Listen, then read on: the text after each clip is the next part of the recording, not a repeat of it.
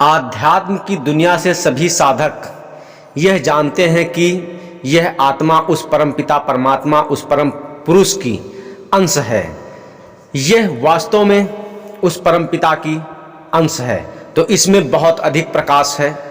चाहे फिर मानव शरीर हो या फिर पशु हो, जानवर हो, सब में आत्मा प्रामाणिक रूप से बराबर ही है।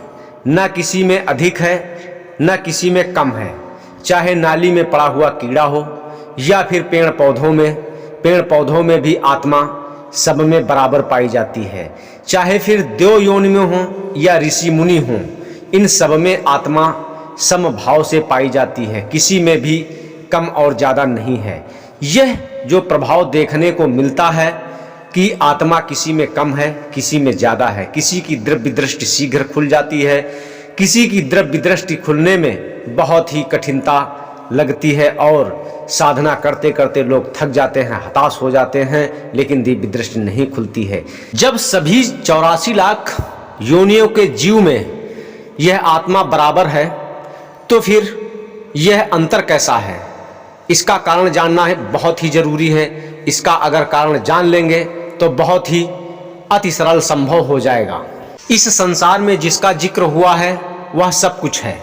चाहे भूत प्रेत की बात की जाए या तंत्र मंत्र की बात की जाए, तो जानना शुरू करते हैं तंत्र मंत्र से। जो कुछ तांत्रिक होते हैं बहुत ही शक्तिशाली होते हैं और कुछ तांत्रिक होते हैं तो वह छोटे मोटे ही तांत्रिक बनकर के रह जाते हैं। यह साधना का प्रभाव होता है। साधना करने की पद्धतियां होती हैं, नियम होते हैं, लेकिन उनके कर्मों के ऊपर डिपेंड करता है। इस तरह से वह अधिक शक्तिशाली हो जाते हैं। कुछ ऐसे मानव होते हैं साधक जो ऋषि मुनि बनकर के वह क्षण भर में किसी का कुछ भी जान सकने में सामर्थ्यवान होते हैं।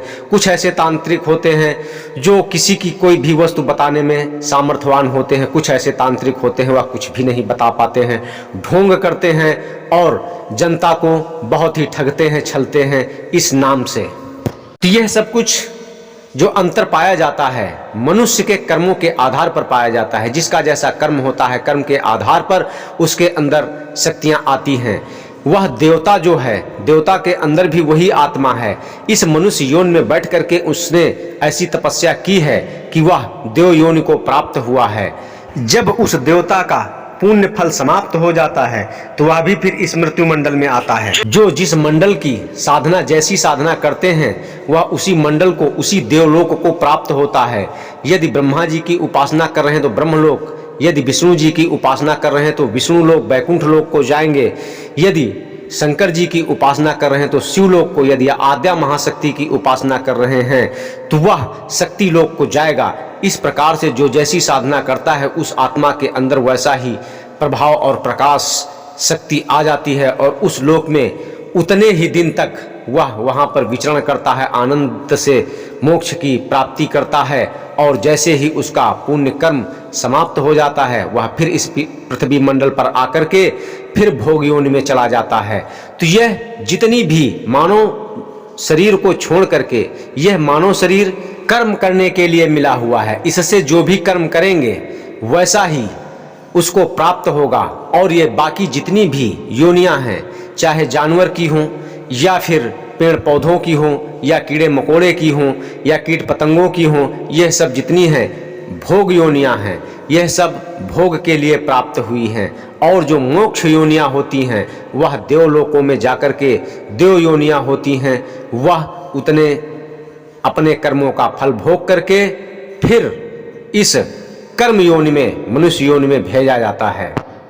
मनुष्य जैसा कर्म करता है वैसा ही उसका वह पाप कर्म या पुण्य कर्म आत्मा पर लदना प्रारंभ हो जाता है और उसी से जो भी उसका कर्म फल बनता है वैसी ही उसको भोग योनि प्राप्त होती है। यह जो पाप कर्म होते हैं इंसान के द्वारा किए जाते हैं तो यह अंतःकरणों पर जाकर के जमा होते हैं, एकत्रित होते हैं। आत्मा में अंतःकरणों पर जाकर के जमा होता है। अंतःकरण 4 होते हैं। मानव शरीर में स्थूल अंतःकरण 2 होते हैं और सूक्ष्म अंतःकरण 2 होते हैं। यह सूक्ष्म अंतःकरणों में जाकर के एकत्रित हो जाता है।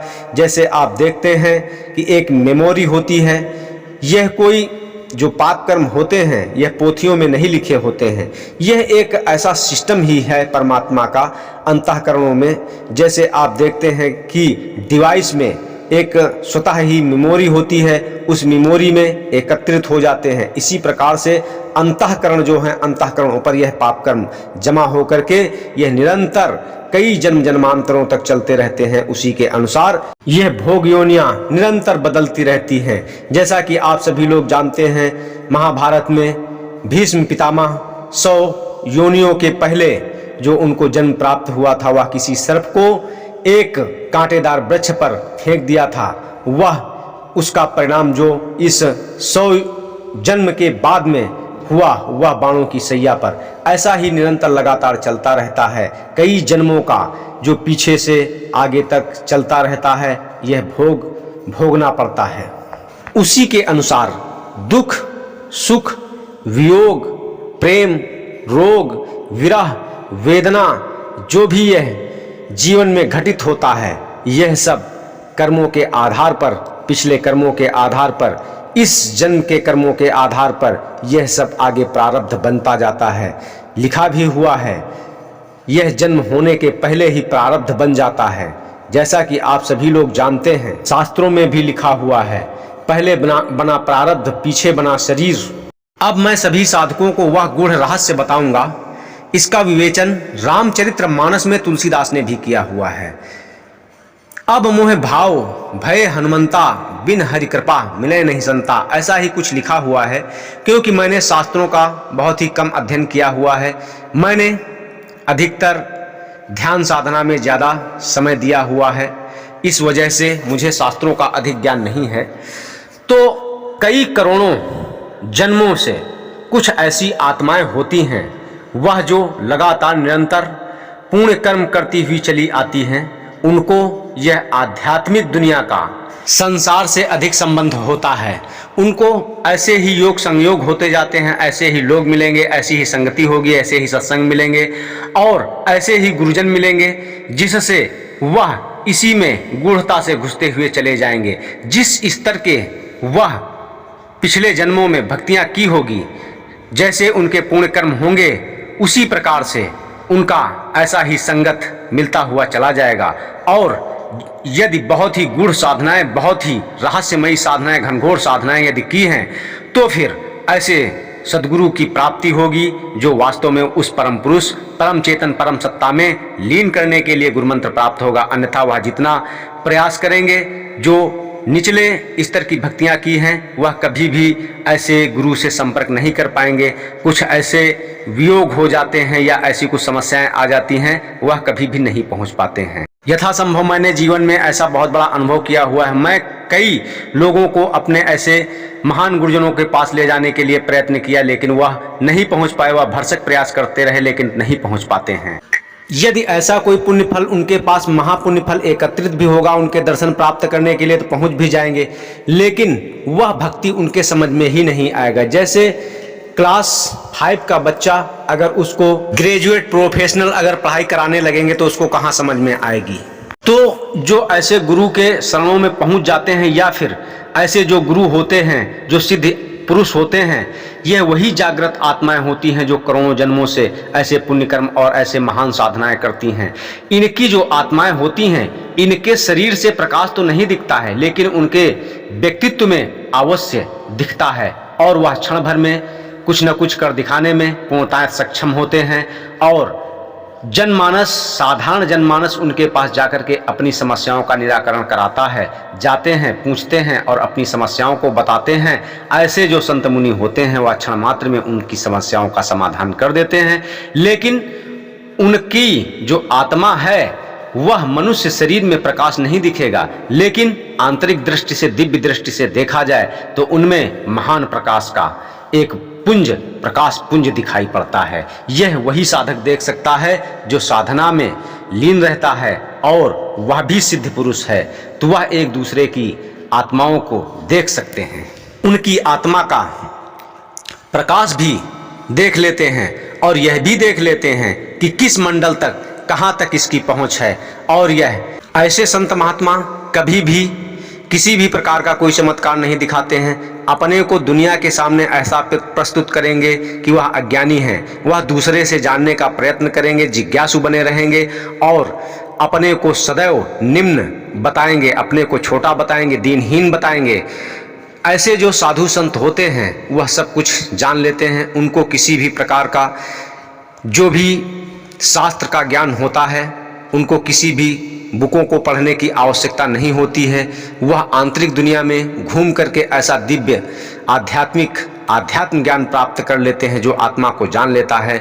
उससे बढ़कर के कुछ भी कोई भी ज्ञान नहीं होता। तो यदि अंतःकरणों को पवित्र करना है, अंतःकरणों से पापों को हटाना है, तो उस परम शक्तिशाली उस गुप्त मंत्र का निरंतर श्वासों में जाप करना चाहिए जो गुरु देता है। और जैसे गुरु ने बताया है उस प्रकार से निरंतर बैठ करके उस परमपिता परमात्मा का चिंतन करना चाहिए, जिससे अंतःकरणों के पाप छटना शुरू हो जाते हैं। जो ध्यान में अंधकार दिखाई देता है वह प्रकाश शीघ्र ही दिखने लगता है। वह जो ध्यान में प्रकाश दिखने लगता है वही तो आत्मा का प्रकाश है। जैसे जैसे आगे निरंतर बढ़ना शुरू हो जाएंगे, अपनी आत्मा में यह मानना चाहिए कि इतना ही प्रकाश आना शुरू हो गया है। जब तक ध्यान में अंधकार दिख रहा है तो अंतःकरणों पर वह पाप कर्मों के पर्दे जमे हुए हैं। वह पाप कर्म के पर्दों को हटाने के लिए निरंतर अभ्यास करते रहना चाहिए। क्या हीरे की चमक कभी जाती है? अगर कीचड़ में हीरे को डाल दिया जाए तो कीचड़ उसके ऊपर जमा हो जाता है, इस वजह से उसकी चमक नहीं दिखाई देती है। उसको जल से धुल दिया जाता है, फिर हीरा जस का तस वैसे ही उसकी चमक दिखने लगती है। इसी प्रकार से इन पाप कर्म के आवरणों को हटाने के लिए बस जरूरत है ध्यान साधना की। जैसे ही ध्यान साधना में तरक्की होना प्रारंभ हो जाएगी, आत्मा का प्रकाश, जितना जुनून से तन मन से साधना करेंगे उतना ही उस आत्मा का प्रकाश निरंतर दिखता चला जाएगा।